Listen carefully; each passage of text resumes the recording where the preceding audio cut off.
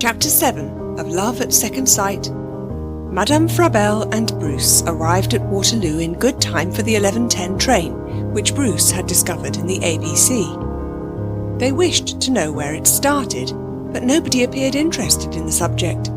Guards and porters, of whom they inquired, seemed surprised at their questions, and behaved as if they regarded them as signs of vulgar and impertinent curiosity.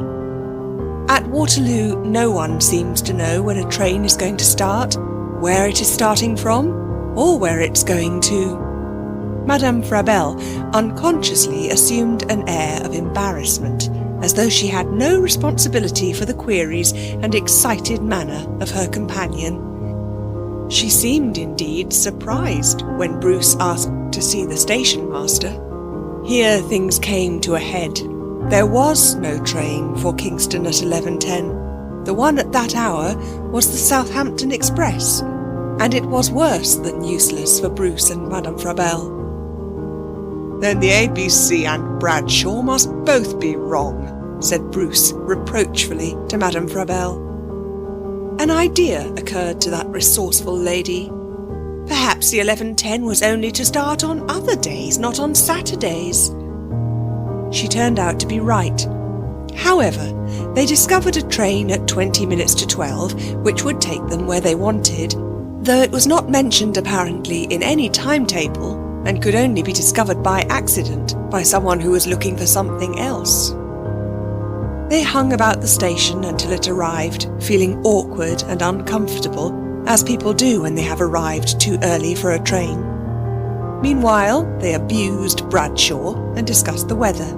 Bruce said how wonderful it was how some people always knew what sort of weather it was going to be. Madame Frabelle, who was getting sufficiently irritable to be epigrammatic, said that she never cared to know what the weather was going to be. The weather in England was generally bad enough when it came, without the added misery of knowing about it beforehand. Bruce complained that she was too continental. He very nearly said that if she didn't like England, he wondered she hadn't remained in France. But he stopped himself. At last, the train arrived. Bruce had settled his companion with her back to the engine in a corner of a first-class carriage, and placed her rugs on the rack above. As they will on certain days, every little thing went wrong, and the bundle promptly fell off. As she moved to catch it, it tumbled onto her hat, nearly crushing the crown.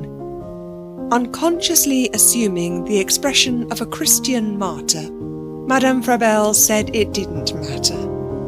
Bruce had given her The Gentlewoman, The World, The Field, Punch, and the London Mail to occupy the 25 minutes or so while they waited for the train to start. The journey itself was much shorter than this interval.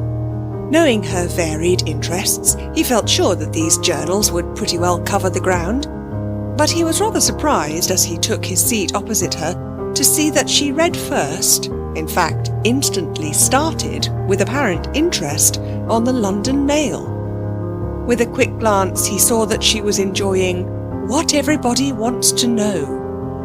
Why the Earl of Blank looked so surprised when he met the pretty little blonde lady who had been said to be the friend of his wife, walking in Bond Street with a certain dark gentleman who until now he had always understood to be her bête noire, and so forth.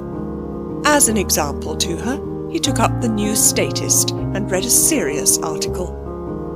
When they arrived, it was fine and sunny, and they looked at once for a boat. It had not occurred to him before that there would be any difficulty in getting one. He imagined a smart new boat all ready for him, with fresh, gay cushions and everything complete and suitable to himself and his companion. He was rather irritated when he found, instead, that the best they could do for him was to give him a broken-down, battered-looking thing like an old chest, which was to be charged rather heavily for the time they meant to spend on the river. It looked far from safe, but it was all they could do, so they got in. Bruce meant to show his powers as an oarsman. He said Madame Frabelle must steer, and asked her to trim the boat. In obedience to his order, she sat down with a bang, so heavily that Bruce was nearly shot up into the air. Amiable as she always was, and respectfully devoted as Bruce was to her, he found that being on the river has a mysterious power of bringing out any defects of temper that people have concealed when on dry ground. He said to her, "Don't do that again, do you mind?" as politely as he could. She looked up, surprised. "I beg your pardon, Mr. Otley?" "Don't do that again." "Don't do what? What did I do?" "Why, I asked you to trim the boat." "What did I do? I merely sat down." He didn't like to say that she shouldn't sit down with a bump, and took his place. "If you like," she said graciously, "I'll relieve you there presently." "How do you mean, relieve me?" "I mean I'll row. I'll sit in the stern. Row." "Perhaps you've forgotten the names of the different parts of a boat, Madame Frabelle." "Oh, I think not, Mr. Otley. It's a good while since I was on the river, but it's not the sort of thing one forgets, and I'm supposed to have a rather good memory." "I'm sure you have. A wonderful memory. Still, where I'm sitting is not the stern." There was a somewhat sulky silence. They admired the scenery of the river. Madame Frabelle said she loved the distant glimpses of the grey old palace of the Tudors, and asked him if he could imagine what it was like when it was gay all day with the clanking of steel and prancing horses and things. "How I love Hampton Court," she said. "It looks so quiet and peaceful. I think I should like to live there. Think of the evenings in that wonderful old place with its panelled walls and the echo of feet that are no longer there, down the cold stone corridors." Bruce gave a slight laugh. "Echoes of feet that are no longer there? But how could that be? Dear me, how poetical you are, Madame Frabelle." "I mean the imaginary echo." "Imaginary? Ah, yes. You're very imaginative, aren't you, Madame Frabelle? Well, I don't know whether it's imagination or not, but do you know, I fancy that queer feeling of mine seems to be coming on again." "What queer feeling?" "I told you about it, and you were very sympathetic the other night before dinner. A kind of emptiness in the feet, and a hollowness in the head, and the feeling almost, but not quite, of faintness." "It's nearly 2:00. Perhaps you're hungry," said Madame Frabelle. Bruce thought that this was not fair, putting all the hunger onto him, as if she had never felt anything so prosaic. Madame Frabelle always behaved as if she were superior to the weaknesses of hunger or sleep, and denied ever suffering from either. "It may be. I had no breakfast," said Bruce untruthfully, as though it were necessary to apologise for requiring food to sustain life. "Nor did I," said Madame Frabelle hastily. "Well, don't you feel you would like a little lunch?" "Oh, no. Oh, dear, no. Still, I dare say some food would do you good, Mr. Otley. Keep you up. I'll come and watch you." "But you must have something too." "Must I? Oh, very well. Just to keep you company." They got out very briskly, and leaving their battered-looking coffin, called, ironically, the Belle of the River, they walked with quick steps to the nearest hotel. Here they found a selection of large, raw-looking cold beef, damp, tired-looking ham, bread, cheese, celery, and dessert in the form of dry apples, oranges, and Brazil nuts that had long left their native land. Bruce decided that the right thing to drink was shandy gaff. But to keep up her continental reputation, Madame Frabelle said she would like a little light wine of the country. "Red, white, or blue?" asked Bruce, whose spirits were rising. She laughed very heartily, and decided on a little red.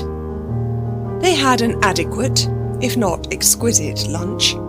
Then Madame Frabelle said she would like to go over Hampton Court.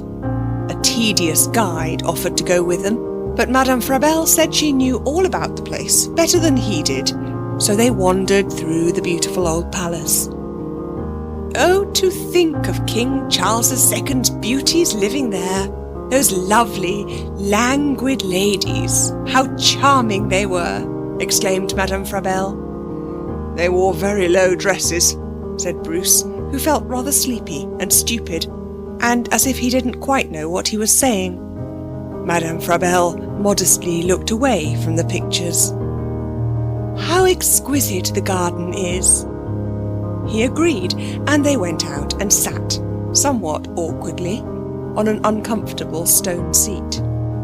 There was a delicious half-hour of real summer sun. One of those April days that seem a forecast of June, as Madame Frabelle said. How much better it is to be here, in the beautiful fresh air, than squeezed into a stuffy theatre, remarked Bruce, who was really feeling a shade jealous of Edith for seeing the review that he had wished to see. Yes, indeed. There's nothing like England, I think, she said, rather irrelevantly. How exactly our tastes agree. Do they? Her hand was on the edge of the seat. Somehow or other, Bruce's had gone over it. She didn't appear to notice it. What small hands you have, he remarked. Oh no, I take 6s, said the lady, whose size was really 3/4 more than that. He insisted on looking at the grey suede glove, and then examined her rings. I suppose these rings have associations for you, Madame Frabelle. Ah, she said, shaking her head. This one? Yes, this one. The sapphire recalls old memories. She sighed. She had bought it in the Brompton Road. A present from your husband, I suppose, said Bruce with a tinge of bitterness. Ah, she answered. She thought he was getting a little sentimental too early in the day, and with an effort at energy she said, Let's go back to the river. They went back, and now Bruce began to show off his rowing powers. He had not practised for a long time and didn't get along very quickly. She admired his athletic talents as though he had been a winner of the Diamond Sculls. If I'd stuck to it, you know, he said rather apologetically, I'd have done very well in the rowing line. At one time, a good while ago, I thought of going in for Henley, in the regatta, you know. But with that beastly Foreign Office, one can't keep up anything of that sort. I suppose not. My muscle, said Bruce, sticking out his arm and hitting it rather hard, is fairly good, you know. Not bad for a London man who's never had any practice. No, indeed. My arm was about 17 inches round, just below the elbow at one time, Bruce said, a few years ago. Just fancy. Splendid, said Madame Frabelle, who remembered that her waist was not much more a good while ago. He told her a good many anecdotes of his prowess in the past until tea time. Madame Frabelle depended greatly on tea. Anything else she could do without, but a cup of tea in the afternoon was necessary to her well-being and her animation. She became rather drowsy and absent by 4 o'clock. Bruce again suggested their landing and leaving the belle of the river, as they had not thought of bringing a tea basket. After tea, which was a great success, they became very cheery and jolly. They went for a walk and then back to their boat. This was the happiest time of the day. When they reached the station, about 6:30, they found a disagreeable crowd, pushing, screaming and singing martial songs. As they got into their first-class carriage, about a dozen third-class passengers sprang in, just as the train started. Bruce was furious, but nothing could be done, and the journey back to town was taken with Madame Frabelle very nearly pushed onto his knee by a rude young man who practically sat on hers, smoking a bad cigarette in her face. They tacitly agreed to say nothing about this, and got home in time for dinner, declaring the day to have been a great success. Bruce had really enjoyed it. Madame Frabelle said she had. Though she had a certain little tenderness, half of a motherly kind, for Bruce, she far preferred his society in a comfortable house. She didn't really think he was the ideal companion for the open air. and he was struck, as he had often been before, by her curious way of contradicting herself in conversation. She took any side and argued in favour of it, so long as it was striking or romantic. At one moment she would say with the greatest earnestness, for instance, that divorce should not be allowed. Marriage should be forever or not at all. At another moment she would argue in favour of that absurd contradiction in terms known as free love, forgetting that she had completely changed round since earlier in the conversation. This was irritating, but he was still impressed with her infallibility, and Edith remarked more every day how curious that infallibility was, and how safe it was to trust. Whenever Madame Frabelle knew that something was going to happen, it didn't, and whenever she had an intuition that something was going to occur, then it was pretty safe. It never would. In the same way, she only had to look at a person to see them as they were not. This was so invariable, it was really very convenient to have her in the house, for whatever she said was always wrong. One had merely to go by contraries, and her prophecies were most useful. "It's been jolly for you," Bruce said to Edith, "having a ripping time in town while I'm taking your visitors about to show them England." "You wouldn't have cared for the theatre," she said, "but fancy, I met Aylmer's son there. Aylmer Ross, you know. Aylmer himself is at the front. They've taken their old house again. He means to come back there." "Well, I really can't help it," said Bruce rather fretfully. "I should be at the front if it weren't for my neurotic heart. The doctor wouldn't hear of passing me. At least one wouldn't. Any fellow who would have done so would be not a careful man. However, I don't know that it wouldn't have been just as good to die for my country and get some glory as to die of heart trouble here." He sighed. "Oh, no, you won't," said Edith reassuringly. "You look the picture of health." "I've got a bit of sunburn, I think," said Bruce, popping up to look in the glass. "Funny how I do catch the sun. I asked Dr. Pollock about it one day." "Really? Did you consult him about your sunburn?" "Yes. What are you smiling at? He said it's caused by the extreme delicacy of the mucous membrane. Nothing to be anxious about." "I don't think I am anxious, not particularly. And don't worry, my dear boy. It's very becoming," said Edith. Bruce patted her head and gave her a kiss, smiling.